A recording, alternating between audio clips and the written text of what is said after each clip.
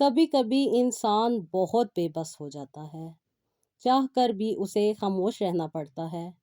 वो सब्र से किसी मोजज़े का इंतज़ार करता है। नम आंखों से अपने रब की रहमतों का मुंतज़िर रहता है। वो सातों आसमानों पे रहने वाले रब हमें ज़मीन पे बसने वालों के दर्द को हमसे ज़्यादा बेहतर जानते हैं। सूरह यूसुफ सिखाती है, बीमार सेहत याब हो जाते हैं, खोए हुए मिल जाते हैं, मुश्किलात आसानियों में बदल जाती हैं और गम खुशियों में बदल जाते हैं। और ये सब कुछ अल्लाह ताला की ही तरफ से होता है। अस्सलाम वालेकुम, वेलकम टू रूहानी diaries. I hope you are all well and doing great. Thank you so much ji, channel को सब्सक्राइब करने के लिए, वीडियोस को लाइक करने के लिए। और जो लोग फर्स्ट टाइम है मेरे चैनल पे, उनसे रिक्वेस्ट है कि चैनल को ज़रूर सब्सक्राइब कीजिएगा, वीडियोस को लाइक भी कीजिएगा। और अगर आपको लगे कि आप किसी के साथ शेयर करके उसकी ज़िंदगी में दरूद इब्राहीम और अस्तगफिरुल्लाह ऐड करवा सकते हैं तो ज़रूर कीजिएगा। बहुत सारी ख़वातीन अपनी स्टोरीज़ शेयर करती हैं जिनकी ज़िंदगी में अल्लाह ताला ने आसानी लाई, उन्हें अल्लाह ताला ने वो चीज़ें अता कर दी जिनकी उन्हें ख्वाहिश थी। और जब वो पा लेती हैं तो वो फिर अपना एक्सपीरियंस ज़रूर शेयर करती हैं ताकि दूसरे लोग भी मोटिवेट हो सकें, उनकी ज़िंदगी में भी आसानी आ सके और उनकी ज़िंदगी भी बेहतर हो सके। तो जी, ऐसी ही एक स्टोरी मुझे सेंड की है आतका ने, और आतका लिखती हैं, आपी मैं बहुत ज़्यादा मुश्किलात से गुज़री। जब मेरी मैट्रिक का रिज़ल्ट आया तो आपी मुझे बहुत ज़्यादा खुशी हुई, क्योंकि पूरे ख़ानदान में सबसे ज़्यादा अच्छे नंबर मेरे आए थे और ख़ानदान में मौजूद सबसे अमीर लड़के का रिश्ता भी मेरे लिए आया था। अम्मी के भाई का बेटा था, यानी कि मेरे मामू का बेटा, जो कि बहुत अच्छी जगह पे जॉब करते थे और अच्छी जॉब के साथ-साथ बहुत अच्छी इनकम भी थी। साथ ही साथ वो अपने वालिदैन के इकलौते बेटे थे और घर का सारा निज़ाम और सारी चीज़ें वो खुद देखते थे। यानी कि एक सरबराह थे घर के, और साथ ही साथ हर ख़ानदान की लड़की जो थी उनके लिए रेडी थी कि उसकी शादी उनके साथ हो जाए। लेकिन नसीब मेरे जागने थे। ये जो रिश्ता जब मेरे लिए आया और ख़ानदान में लोगों को पता चला कि मेरे मामू मेरे साथ अपने बेटे का रिश्ता करना चाहते हैं, तो अभी मेरे ददियाल और ननियाल दोनों में बहुत ज़्यादा खलबली सी मच गई। बहुत सारे लोग परेशान हो गए, जिनमें मेरी खालाएँ भी थीं, मेरी ताइयाँ भी थीं और मेरी चचियाँ भी थीं। अभी मेरे ख़ानदान में तो ऐसे अजीब सी कोहराम बच गया था कि जैसे मेरी ज़िंदगी में पता नहीं क्या हो गया है। और इतना अच्छा रिश्ता आने की वजह से अभी सब लोग मुझसे बहुत ज़्यादा इरिटेट भी हो रहे थे। बहुत सारे लोग मुझसे नफ़रत का इज़हार कर रहे थे और कुछ लोग तो इतने अपने हसद में जल रहे थे कि उन्होंने हमारे फंक्शन में आने की ज़हमत ही ना की। क्योंकि अम्मी ने एक छोटा-सा फंक्शन किया था जिसमें सारे ख़ानदान को इनवाइट किया था। कुछ लोग आए और कुछ लोग नहीं आए। आप ही मेरी मंगनी मैट्रिक के बाद हो गई थी, लेकिन मैं इस दौरान आप ही मेरे सर में बहुत ज़्यादा दर्द रहता था। मैं बहुत ज़्यादा परेशान हो जाती थी कि क्या हो रहा है, लेकिन मुझे कोई भी चीज़ समझ नहीं आती थी और बहुत ज़्यादा दर्द होता था। कभी-कभी इतना शदीद होता था कि मेडिसिन लेने के बावजूद भी वो ठीक नहीं होता था। मैं अपनी खुशी में खुश थी, क्योंकि अच्छे मार्क्स आने की वजह से मुझे मेरे पसंदीदा कॉलेज में एडमिशन भी मिल गया था और मुझे ये भी इजाज़त थी कि मैं अपनी स्टडी कंप्लीट कर लूँ, ताकि बाद में मेरा मुस्तकबिल अच्छा हो सके। मेरे होने वाले हस्बैंड, यानी कि मेरे फियांसी और मेरे कज़न बहुत अच्छे थे। आप इनकी जो मेंटालिटी थी बहुत अच्छी थी और अच्छा लाइफ़स्टाइल होने की वजह से आप ही ये वो छोटी-छोटी सोच पे ज़्यादा फ़ोकस भी नहीं करते थे और हम मोस्टली इन टॉपिक्स पे बात भी नहीं किया करते थे। लेकिन आप ही मुझे बहुत ज़्यादा परेशानी से गुज़रना पड़ रहा था। सर दर्द की वजह से आप ही मैं डिफ़रेंट डॉक्टर्स के पास जाती थी और मेरे कज़न ने मुझे स्पेशल कहा हुआ था कि अपनी जान पे कोई कॉम्प्रोमाइज़ नहीं करना, अच्छे से अच्छा, बेहतर से बेहतरीन डॉक्टर को दिखाना और अगर किसी चीज़ की ज़रूरत हो तो मुझे ज़रूर बताना, मैं तुम्हें खुद लेके जाऊँगा। आप ही ये बात उन्होंने मेरे पेरेंट्स से कही थी कि वो मुझे अच्छे से अच्छे डॉक्टर को चेक करवाएँगे, क्योंकि मुझे समझ नहीं आ रहा था कि ये क्या हो रहा है। कभी मैं आईसाइट के डॉक्टर के पास जाती, कभी मैं ये डिफ़रेंट किस्म के न्यूरोलॉजिस्ट के पास जाती और कभी-कभी साइकियाट्रिस्ट के पास भी जाती। अब भी तकरीबन 1.5 साल हो चुका था, मेरी स्टडी भी चल रही थी और मैं डॉक्टर्स के पास भी आती-जाती रहती थी, क्योंकि बहुत ज़्यादा तबीयत ख़राब हो जाती थी और मेडिसिन खाने के बावजूद भी कोई आराम नहीं आ रहा था। आप ही जैसे ही मेरे सेकंड ईयर के एग्ज़ाम स्टार्ट होने वाले थे, मेरी तबीयत बहुत ज़्यादा ख़राब हो गई। इतनी ज़्यादा ख़राब हो गई कि आप ही मेरे मसल्स में बहुत ज़्यादा पेन रहती थी, जिसकी वजह से आप ही मुझसे बैठा नहीं जाता था। मैं लेटती थी तो ठीक होती थी, वरना मुझसे बैठने में बहुत ज़्यादा मुश्किल हो रही थी। میں کوشش کرنے کے باوجود بھی نہیں بیٹھ پاتی تھی، اور اب تو ایگزامس بھی قریب تھے اور ایگزامس کی تیاری بھی کرنا بہت زیادہ مشکل ہو رہا تھا۔ میں بہت زیادہ پریشان تھی، امی بھی بہت زیادہ پریشان تھی کہ پتہ نہیں یہ کیا ہوتا جا رہا ہے۔ شاید امی نے کہا کہ میں گلاسز نہیں لگاتی، اس وجہ سے میری ایسی طبیعت ہو رہی ہے، لیکن میں نے اب گلاسز بھی پراپرلی لگانا سٹارٹ کر دی تھی، لیکن پھر بھی کوئی فرق نہیں پڑ رہا تھا۔ میڈیسن بھی کھا رہی تھی، ہر طرح کا علاج بھی کروا رہی تھی، لیکن ابھی صحت صحیح ہونے کا نام نہیں لے رہی تھی، بلکہ ایک کے بعد ایک مسئلہ ہو رہا تھا۔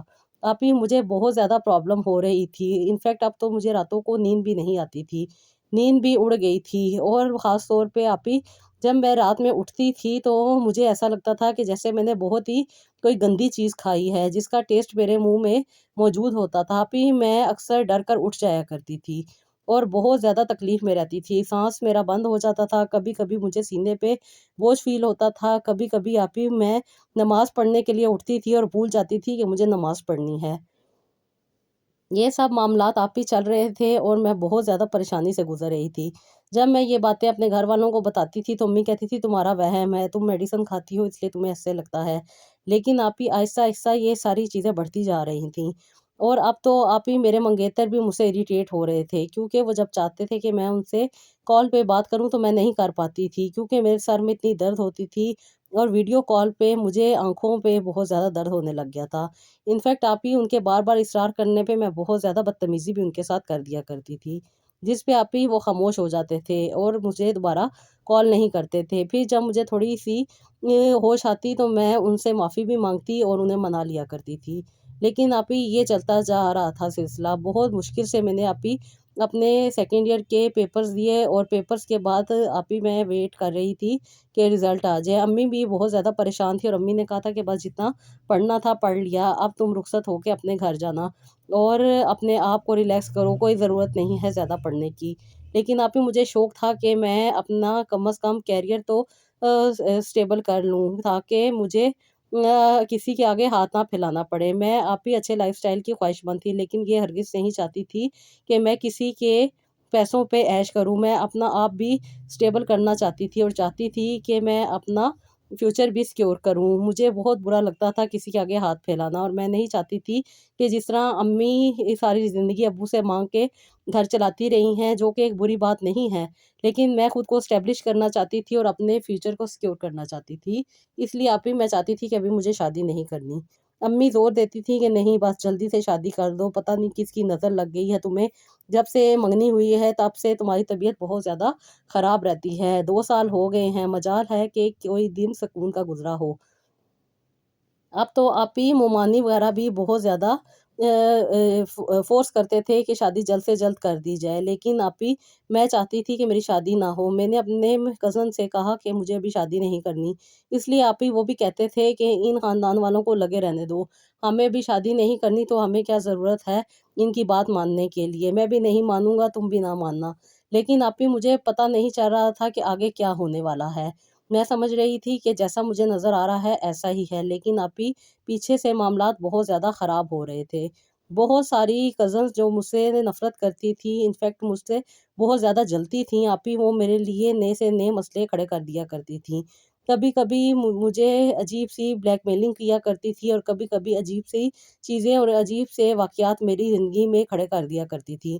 کبھی کسی لڑکے کے تھرو کچھ ایسی شرارتیں کروا دیتی تھی جس کی وجہ سے ابھی میں بہت زیادہ ڈسٹرب ہو جاتی تھی، کبھی کوئی رانگ کال آ جاتی جس کی وجہ سے مجھے بہت زیادہ ٹینشن ہو جاتی۔ اب میں کسی کو کچھ بتا بھی نہیں سکتی تھی، میں جب امی کو بتاتی تو امی بھی کہتی دفع کیا کرو ان چیزوں کو، ان میں کیا رکھا ہے، ایسے ہی خود کو پریشان کرتی ہو۔ اب بھی میں امی کو کہتی تھی کہ امی میں کسی کے ساتھ میرا کسی کے ساتھ کوئی تعلق نہیں ہے، لیکن میرے گھر کی تصویریں کون لیک کرتا ہے، یہ تو ہمارے اپنے خاندان کا ہی کوئی ممبر ہوگا جس کے پاس میری یہ پکچرز ہوں گی۔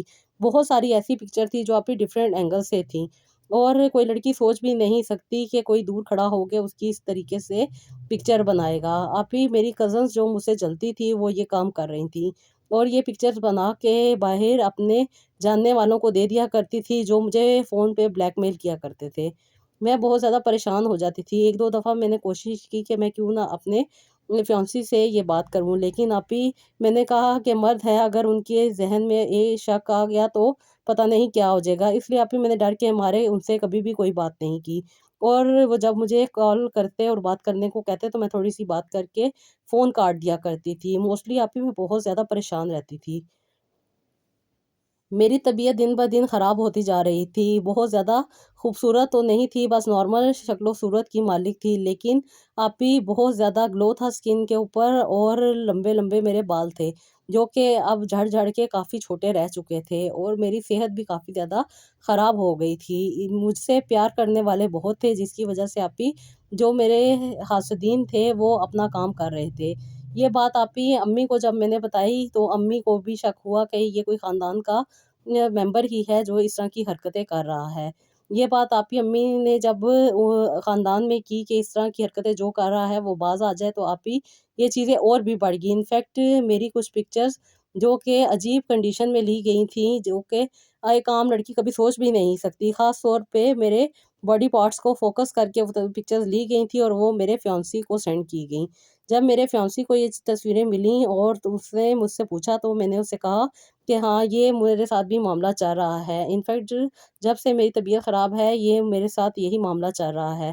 تو اس نے مجھے کہا کہ تمہیں پریشان ہونے کی کیا ضرورت تھی، تم نے مجھ سے کیوں نہیں بتایا، اور تم نے یہ باتیں مجھ سے کیوں چھپائیں؟ مجھے تو بہت زیادہ غصہ آیا ہے۔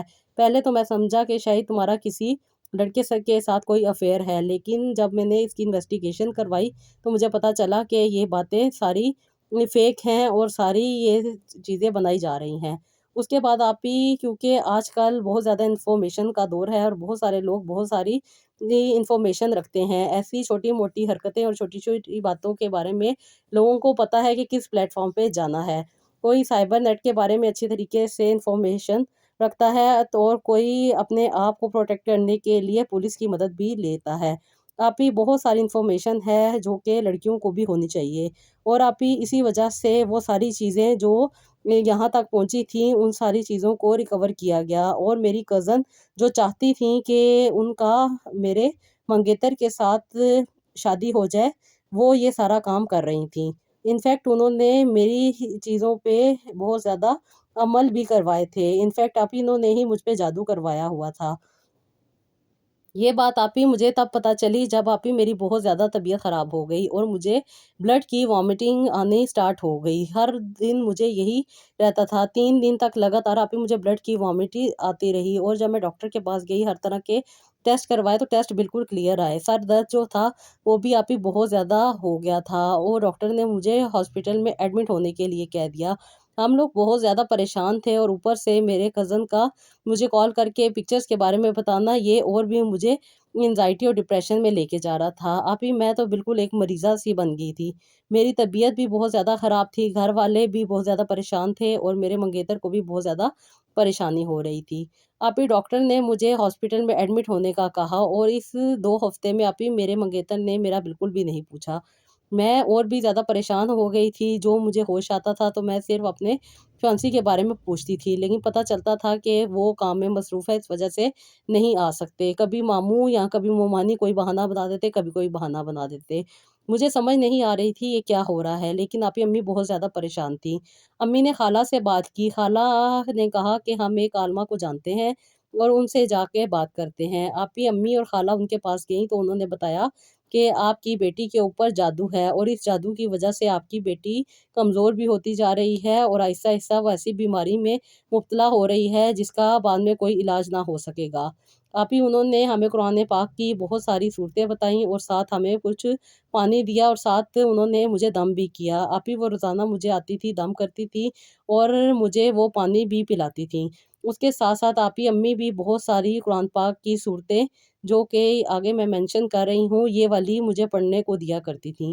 میں خود بھی پڑھتی تھی، امی بھی پڑھتی تھیں، ابو بھی پڑھتے تھے۔ ابو تو ہر وقت تسبیح پکڑ کے وہ جو الفاظ آنٹی نے بتائے تھے، خاص طور پہ اللہ تعالیٰ کے جو بہترین نام بتائے تھے، وہ آپ ہی ابو بہت زیادہ پڑھ کے مجھ پہ پھونکتے رہتے تھے، اور ہفتے بعد آنٹی بھی آ کے مجھے دم کیا کرتی تھی۔